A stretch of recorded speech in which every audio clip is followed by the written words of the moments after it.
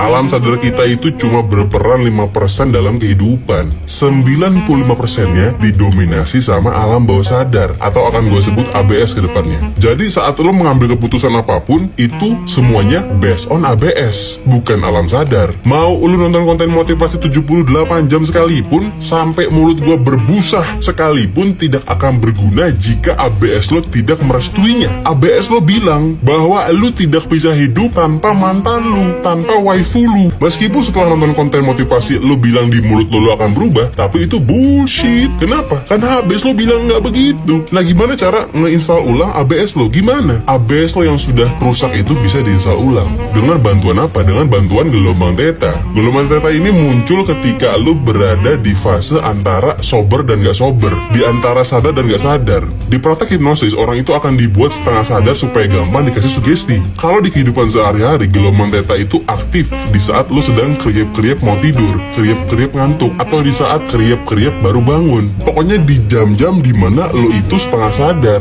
itu namanya gelombang theta mode on.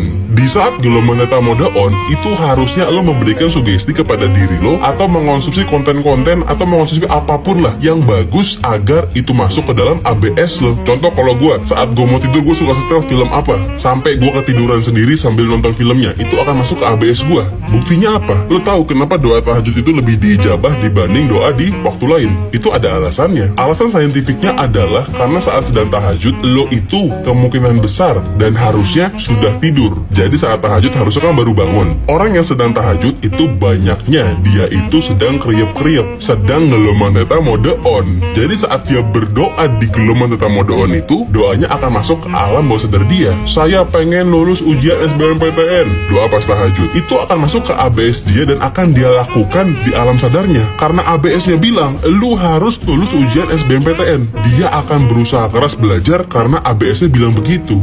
Jadi harusnya saat lu gelombang theta mode on, lo itu konsumsi hal-hal yang bagus-bagus, berikan sugesti bagus. Bukan malah saat gelombang theta mode on, lo buka Twitter, lo masuk ke kokang batang mode on.